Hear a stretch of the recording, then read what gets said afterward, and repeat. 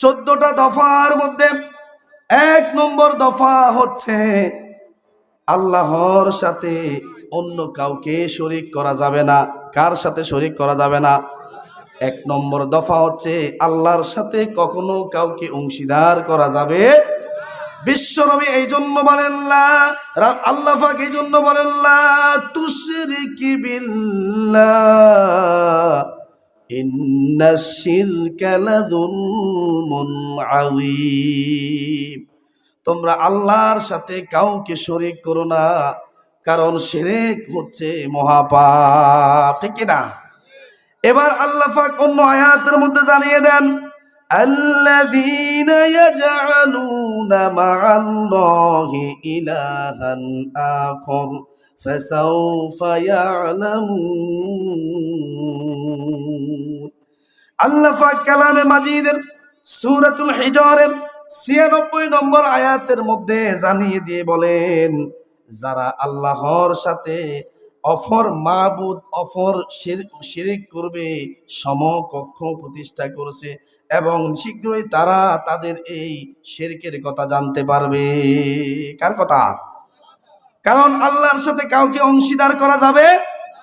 আল্লাহ পাক বলে, বান্দা আমি তোমার দুনিয়াতে কৃত গুনাহ ফায়াগফিরু লিমাইয়াশা, আমি আল্লাহ ইচ্ছা করলে তোমাদের গুনাহ মাফ করব, ইল্লা শিরক, তবে শিরকের গুনাহ আমি আল্লাহ মাফ করব না। তুমি যদি মুশরিক অবস্থায় কবরে যাও তাহলে তোমাকে চিরস্থায়ী জাহান্নামে নিক্ষেপ করা হবে। কোথায় নিক্ষেপ করা হবে? কারণ শিরক গুনাহ আল্লাহ কি মাফ করবে? আল্লাহ পাক বল ফায়াগফিরু লিমাইয়াশা, আমি আল্লাহ যাকে ইচ্ছা মাফ করে দিবে, ওয়া ইউআযযিবু মাইয়াশা, এবং যাকে ইচ্ছা আমি তাকে কি করব? শাস্তি দেব। কার কথা? তবে শিরক গুনাহ ছাড়া আল্লাহ সব গুনাহ চাইলে কি করতে পারবেন? এবার লক্ষ্য করেন আল্লাহ রাব্বুল আলামিন কালামে মাজিদের মধ্যে জানিয়ে দেন, ওয়া মাইয়াদউ মা'আল্লাহি ইলাহান আখর লা বুরহানা লাহু বিহি فإنما حسابه عند ربي إنه لا يفلح الكافرون। আল্লাহ পাক কালামে মাজিদের মধ্যে স্পষ্টভাবে জানিয়ে দিয়ে বলেন, যে ব্যক্তি আল্লাহর সাথে অংশীদার করবে, ইলাহকে ডাকবে, আল্লাহ পাক বলেন, এবং যার নিকট কোনো সনদ নেই, তার হিসাব রয়েছে তার রবের নিকট, নিশ্চয় কাফেররা কখনোই সফল কাম হবে না। কার কথা?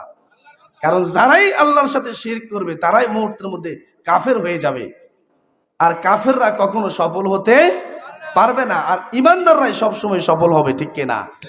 এবার লক্ষ্য করেন, সংক্ষেপে আমি বলে দিয়ে যাচ্ছি, মেরাজ রজনীর পরে যে 14টা দফা আল্লাহ নাজিল করেছেন, তার মধ্যে 2 নম্বর দফা হচ্ছে আল্লাহর ইবাদত করতে হবে, আল্লাহর সাথে অংশীদারের করা যাবে না। এরপরে আল্লাহ বলেছেন আল্লাহর ইবাদত করা লাগবে কার?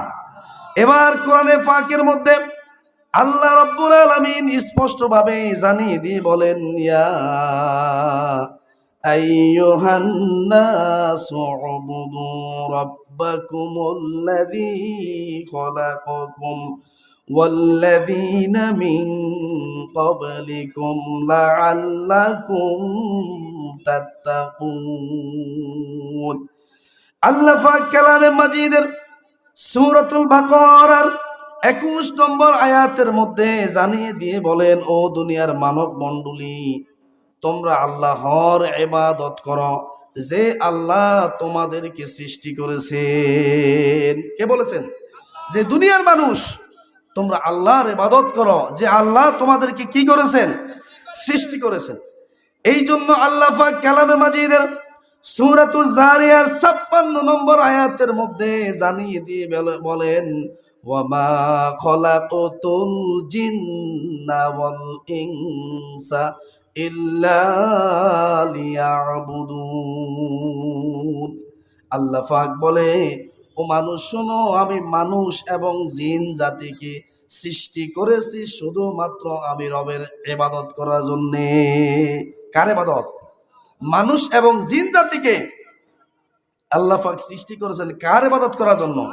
আল্লাহর ইবাদত করার জন্য। তাহলে আমরা সব সময় ইবাদত করব কার? গোলামি করব কার? বন্দেগী করব কার? উপাসনা করব কার? এক আল্লাহ। কারণ আমরা যারা ঈমানদার, আমরা যারা মুমিন, আমরা যারা মুত্তাকি, আমরা যারা মুসলমান, আমরা ইবাদত করি কয় আল্লাহ। আমাদের হায়াত দাতা, রিজিক দাতা, এরপরে পালনকর্তা, রক্ষাকর্তা, সবগুলো কয়জন? এক আল্লাহ। আমরা সব কিছু চাই কার কাছে?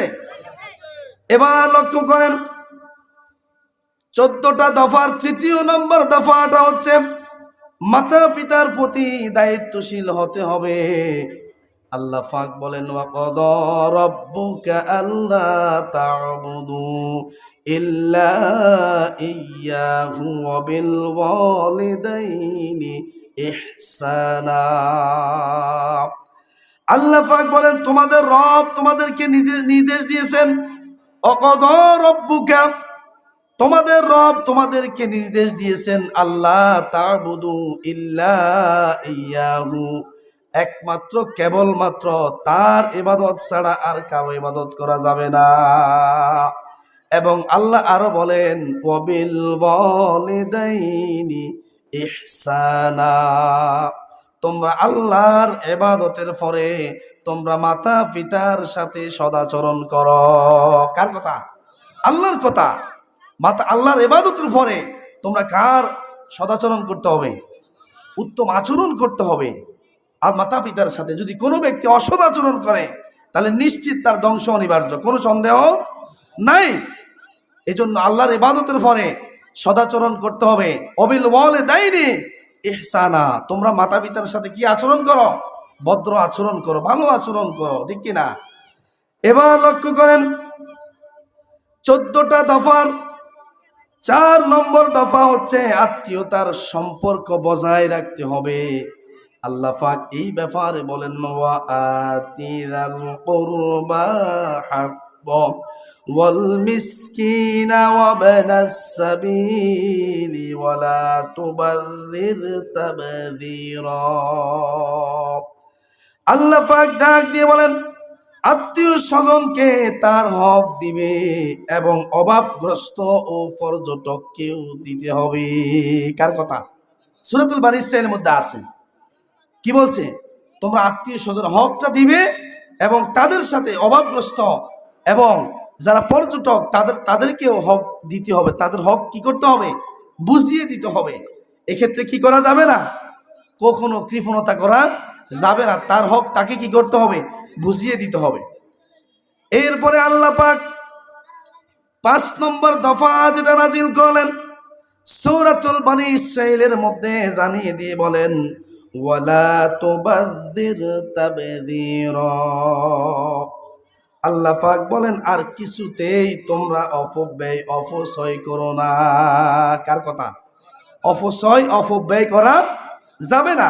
এজন্য আরেকটা সামঞ্জস্য আয়াতের মধ্যে আল্লাহ পাক জানিয়ে দেন ইন্নাল মুবাযযিরিনা কানু ইখওয়ানাস শায়াতিন ওয়া কানাশ শাইতানু লিরাব্বিহি কুফুরা। আল্লাহ পাক ডাক দিয়ে বলেন নিশ্চয় যারা অপচয় করে তারা হচ্ছে শয়তানের ভাই এবং শয়তান তার রবের প্রতি অতিশয় অকৃতজ্ঞ। আর শয়তানের পদাঙ্ক অনুসরণ করে যারাই অপচয় করবে তারাই শয়তানের পক্ষ হবে, আর আল্লাহর কৃতজ্ঞ শয়তানের পাশাপাশি ওই অপচয়কারী বান্দারাও হবে। নাউজুবিল্লাহ। তাহলে অপচয়ও করা যাবে না এবং কি করা যাবে না? অপচয় করা যাবে না, কৃপণতা করা যাবে না। আল্লাহ অন্য আয়াতের মধ্যে বলেছেন তোমরা যদি অপচয় করো তাহলে তোমরা নিন্দিত হবে, সমাজের মানুষ তোমাদেরকে ধিক্কার দিবে। যদি কি করো? কৃপণতা করো। আর যদি অপচয় করো একদিন নিঃশেষ হবে। এজন্য এমনভাবে তোমরা ব্যয় করতে হবে, হিসেব বুঝে, আয় বুঝে ব্যয় করা। এরপরে আল্লাহ পাক দেখেন ষষ্ঠ দফার মধ্যে যে কথা জানিয়ে দিয়েছেন, তোমরা মধ্যম পন্থা অবলম্বন করো, আয়ের ক্ষেত্রে, ব্যয়ের ক্ষেত্রে, চলাফেরার ক্ষেত্রে, আচরণের ক্ষেত্রে, সব অবস্থায় মধ্যম পন্থা অবলম্বন করতে হবে। কে বলেছেন? আল্লাহ পাক এই জন্য বলেন, ওয়ালা তাজআল ইয়াদাকা মাগলুলাতান ইলা উনুকিকা ওয়ালা তাবসুতহা কুল্লাল বাসতি ফাতাকুদা মালুমাম মাহসুরা। আল্লাহ পাক সূরাতুল বনী ইসরাঈলের 29 নম্বর আয়াতের মধ্যে ডাক দিয়ে বলেন, তুমি কৃপণতা করো না এবং অপচয় করো না। তুমি যদি কৃপণতা করো তাহলেই নিন্দিত হবে, আর যদি অপচয় করো তুমি নিঃস্ব হয়ে যাবে। এজন্য তুমি মধ্যম পন্থাটাকে অবলম্বন করতে হবে। কার কথা? জীবনের সকল ক্ষেত্রে মধ্যম পন্থা অবলম্বন করতে হবে। এটা হলো সুন্নাহ। আল্লাহ রসুল প্রত্যেকটা কাজে কোন পন্থা অবলম্বন করতেন? মধ্যম পন্থা। এবার 14 দফার 7 নম্বর দফা হচ্ছে, সন্তানদেরকে হত্যা করা যাবে না। বিনা কারণে কোনো সন্তানকে হত্যা করা যাবে না। এজন্য আল্লাহ বলেন, ওয়ালা তাকুতুলু আওলাদুকুম খাশিয়াতা ইমলাক নাহনু নারযুকুহুম ওয়া ইয়্যাকুম ইন্না কাতলাহুম কানা কিতাআন কাবীরা। আল্লাহ পাক কালামে মাজিদের সূরাতুল বনী ইসরাঈলের 31 নম্বর আয়াতের মধ্যে 7 নম্বর দফার বর্ণনা দিয়ে বলেন, তোমাদের সন্তানকে তোমরা দরিদ্রতার ভয়ে হত্যা করো না। তাদেরকে এবং তোমাদেরকে আমি জীবন উপকরণ দিয়ে থাকি। তাদেরকে হত্যা করা মহাপাপ। কার কথা? কারণ জীবিকার ভয়ে কোনো সন্তানকে হত্যা করা যাবে না, যেটা একসময় আইয়ামে জাহিলিয়ার যুগে ছিল। জীবন্ত সন্তানদেরকে কবরস্থ করা হতো। জীবিকার ভয়ে, রিজিকের ভয়ে কোনো সন্তানকে হত্যা করা যাবে না। আল্লাহ বলতেছে, বান্দা, রিজিকের ব্যবস্থা তো আমার হাতে, কোনো মানুষের হাতে তো রিজিকের ব্যবস্থা কি নাই। এবার 8 নম্বর দফার মধ্যে আল্লাহ পাক রব্বুল আলামিন জানিয়ে দিয়েছেন, তোমরা জিনার দ্বারে কাছে যেও না।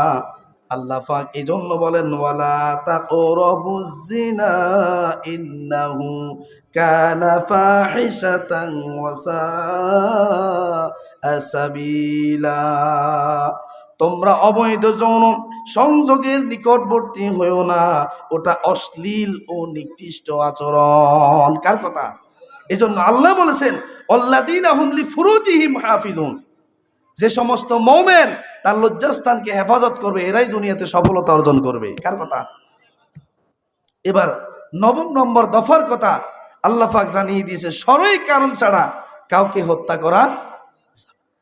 এই ব্যাপারে আল্লাহ বলেন, ওয়ালা তাকতুলুন নাফসাল্লাতী হারামাল্লাহু ইল্লা বিল হক। আল্লাহ পাক বলেন, আল্লাহ যাকে হত্যা করা নিষেধ করেছেন যথার্থ কারণ ছাড়া তাকে হত্যা করা যাবে না। ঠিক কিনা?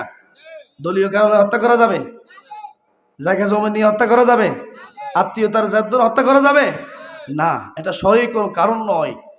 সে যদি ইসলামী আইন মোতাবেক, ইসলামী রাষ্ট্রের আইন মোতাবেক, কোরআনের হুকুমত মোতাবেক যদি সে এমন হত্যাযোগ্য কোনো কাজ করে তাহলে তাকে হত্যা করতে হবে। ঠিক কিনা? কোনো রাজনৈতিক রসায়নের কারণে কোনো লোককে হত্যা করা যাবে না। কারণ আল্লাহ পাক অন্য আয়াতে বলেছেন, যদি কোনো মানুষকে অন্যায়ভাবে সরই কারণ ছাড়া হত্যা করে তাহলে সে যেন গোটা জাতিটাকে হত্যা করেছে। উচ্চস্বর বলুন নাউজুবিল্লাহ। তাহলে অতএব সরই কারণ ছাড়া কোনো মানুষকে হত্যা করা। এবার 10 দফায় আল্লাহ পাক জানিয়ে দিয়েছেন, এতিমের মাল ভক্ষণ করা যাবে। এতিমের মাল ভক্ষণ করা যাবে।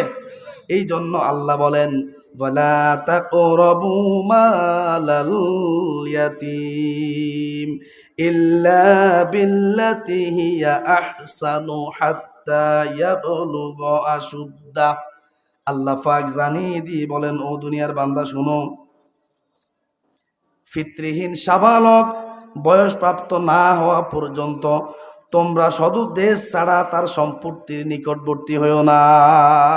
সদুদ্দেশ বুঝছেন তো? আপনি চিন্তা করলেন আপনার ভাতিজা তো এখন নাবালক, সাবালক হতে একটু সময় লাগবে না? তো যদি সময় লাগে তাহলে আমি তার সম্পদটাকে একটু সংরক্ষণ করে রাখি, সে যখন সাবালক হবে তখন তার সম্পদ তাকে আমি কি করব, বুঝিয়ে দেব। আল্লাহ বলছে এরকম যদি সৎ কোনো উদ্দেশ্য থাকে তাহলে তোমার আমানতে রাখতে পারো, আর যদি ভয় করো, আশঙ্কা করো, তার মাল অন্যত্র ছাড়িয়ে দাও, কিন্তু তার মাল বক্ষণ করা যাবে না। বর্ণনা অনেক ছিল এটা দেওয়ার, কিন্তু আমি সংক্ষেপে টেনে যাচ্ছি। 11 নম্বর দফা যেটা, এটা হলো ওয়াদা রক্ষা করা। কি করা? এই জন্য আল্লাহ বলেন ওয়াউফু বিল আহদি ইন্নাল আহদা কানা মাসউলা।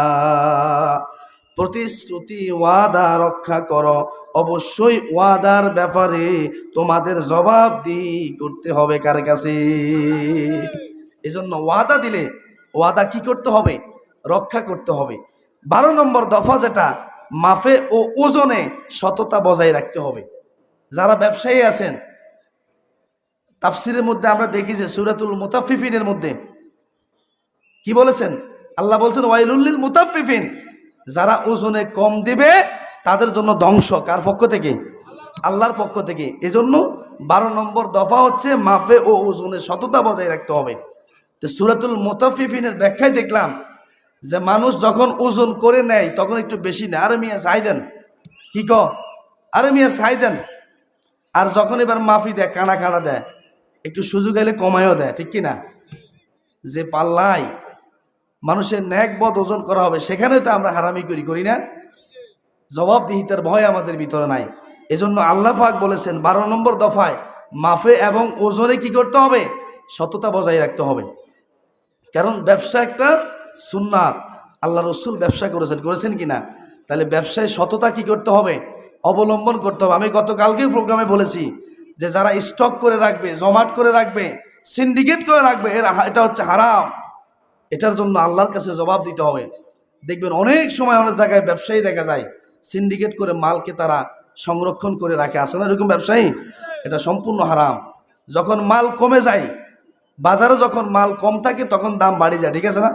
তখন তারা এটা সিন্ডিকেট করে, আমরা মালকে সংরক্ষণ করব এবং মার্কেটে কম কম ছাড়বো, বুঝাবো যে এটা কি কয় আমদানি কম, এই জন্য এটার দাম কি বেশি। এটা সম্পূর্ণ হারাম, এটা করা যাবে। ব্যবসায়ীরা যারাই করবে তারা মনে করেন তাদের সম্পদের ভিতরে হারাম ঢুকাইলো আর কি, আর হারাম ঢুকাইলে এটাতে কখনো বরকত হবে। এবার দেখেন 13 নম্বর দফা, মেহমান আলোচনা করবেন, আমি ছেড়ে দিচ্ছি। যে বিষয়ে জ্ঞান নেই সেই সম্পর্কে কিছু বলা নিষেধ। দেখা গেছে আপনার একটা বিষয়ে জ্ঞান নাই, আমরা অনেক মুসল্লি ভাইয়েরা দেখি অনেক জায়গায় ইমামদের সাথে, আলেমদের সাথে আমরা কি করি? অসম্মান বোধ আচরণ করি। যেমন ওসমান কাকা এশার নামাজ পড়ার আগে বলছে যে আলেমদেরকে সম্মান করবেন, অসম্মানমূলক কোনো আচরণ করবেন না। কারণ আলেমদেরকে যদি অসম্মান করেন তাহলে আল্লাহ আপনাকে অসম্মানিত করবে, ঠিক কিনা? এজন্য যে বিষয়ে আমার কোনো জ্ঞান থাকবে না ওই বিষয় নিয়ে আমি কথা বলবো না। এজন্য আল্লাহ বলছে লা তাকফু মা লাইসা লাকা বিহি ইলম, যে বিষয়ে তোমার কোনো জ্ঞান নাই ও বিষয়ে কথা কি বলো না। এজন্য অনেক সময় দেখবেন অনেক মুসল্লিরা জানে না, আমাদের সাথে কথা বলতে আসে, আমরা বুঝাই দিই, কিন্তু তাদের সাথে তর্ক করা যাবে না, কারণ তিনি তো এটা বুঝেন না, জানেন না। এখন আমি যদি তার সাথে তর্ক করতে যাই, আরেকজন মানুষ কি বলবে, আরে হুজুর তো আরেকজন বেদিস হয়ে গেছে, করবো না? এই লোক কি আপনার মতো নাকি আপনি তার সাথে তর্ক করেন? এজন্য আল্লাহ নিষেধ করেছেন যে বিষয়ে তোমার কোনো জ্ঞান নাই এই বিষয়ে কথা না বলা কি ভালো। সর্বশেষ যে দফাটা আছে এটা হচ্ছে দাম্ভিকে এবং অহংকারের মতো চলাফেরা করা যাবে না। দাম্ভিকতা বুঝেন তো? শরীরের গরম দেখায়, আছে না? ক্ষমতার গরম দেখায়, অর্থের গরম দেখায়, বংশের গরম দেখায়, দাম্ভিকভাবে চলাফেরা করে, অহংকারের সাথে জমিনে কি করেন? বিচরণ করে। এই ব্যাপারে আল্লাহ বলেন ওয়ালা তামশি ফিল আরদি মারহান ইন্নাকা লান তাখরিকাল আরদা ওয়া লান তাবলুগাল জিবালা তুলা। আল্লাহ পাক জানিয়ে দেন জমিনে দম্ভ ভরে চলো না, তুমি তো কখনোই পথ ভাবে জমিনকে বিদীর্ণ করতে পারবে না। কার কথা? কারণ তুমি যত দাম্ভিকতার সহিত করো, এই জমিনকে তো তুমি কি করতে পারবে না, তলিয়ে দিতে পারবে না। কোনো লোক অহংকার করি যদি দাম্ভিকতার সহিত সে যদি রাস্তা দিয়ে হাঁটে, জমিনকে কি নিচের দিকে নিতে পারবে না। আল্লাহ বলছে, বান্দা তুমি দাম্ভিকতা করো না, অহংকার করো না। কারণ তুমি দাম্ভিকতা দেখি অহংকার করে জমিনে চলাচল করে তুমি কি জমিনকে দাবিয়ে দিতে পারবে? কে বলছেন এই কথা? তাহলে অহংকার হচ্ছে আল্লাহর গায়ের চাদর। আমরা যারা আলেম আছি, আমরা যারা ইমাম আছি, আমরা যারা খতিব আছি, আমরা যারা ওয়াইজিন আছি, সর্বপ্রথম আমাদেরকে অহংকার মুক্ত হইতে হবে, ঠিক কিনা? সর্বপ্রথম আমাদেরকে হিংসা মুক্ত হতে হবে, সর্বপ্রথম আমাদেরকে লোভ মুক্ত হইতে হইব। মাঝে মাঝে কিছু ভাইদেরকে দেখি, আরে কি হিংসা, ওরে আল্লাহ, মানে হিংসালা এত ফ্যাট পুরা ফাড়ি বাইর হয়ে যা, এরকম হয়ে যা না? এটা আমগো ভিতরে বেশি, আমনো কোনো কি এটা আমগো ভিতরে বেশি। এতে যদি একখানা ইমামতি ছাই দিই, তাহলে যদি আর ইমামতি চলে যায়, আসে না এরকম? এতে যদি একটু ওয়াজের মাঠে ফ্লোর দিই, তাহলে তো আমার খানা নাই। না, সম্মান অসম্মান এটা কার হাতে? আল্লাহর হাতে। আপনি যদি আমাকে সামনে ঠেলে দেন, আরেক জায়গায় আমি দিই বা না দিই, অন্য জায়গায় আরেকজন আপনাকে ঠেলে দিবে সামনে। এটার বাস্তবিক প্রমাণ আমরা দেখেছি। তো এই জন্য কখনোই দম্ভ, অহংকার, অহমিকা এগুলা করা যাবে না। হাদিসের মধ্যে আল্লাহ রসুল বলেছেন, অহংকার হচ্ছে আল্লাহর গায়ের চাদর। অহংকার কার গায়ের চাদর? এজন্য আল্লাহ রসুল বলেছেন, যদি দুনিয়াতে কোনো ব্যক্তি অহংকার করে, সে যেন আল্লাহর গায়ের চাদর নিয়ে টানাটানি করছে। উচ্চ স্বরে বলুন নাউজুবিল্লাহ। তাইলে মুসলমান, ইমানদার, মুমিন ব্যক্তি অহংকার করা কি ঠিক আছে? তো এজন্য আল্লাহ পাক যেহেতু নিষেধ করেছেন, অহংকার এবং দাম্ভিকতা এগুলা করা যাবে না। তিনটা জিনিস মানুষকে ধ্বংস করে দেয়। কয়টা জিনিস? তিনটা জিনিস মানুষকে কি করে? ধ্বংস করে দেয়। এক নম্বর হচ্ছে লোভ। যদি কোনো মানুষ লোভ করে, তাহলে আপনি বুঝবেন আজ হোক কাল হোক তার ধ্বংস অনিবার্য, কি ঠিক কিনা? দ্বিতীয় নম্বর হচ্ছে হিংসা।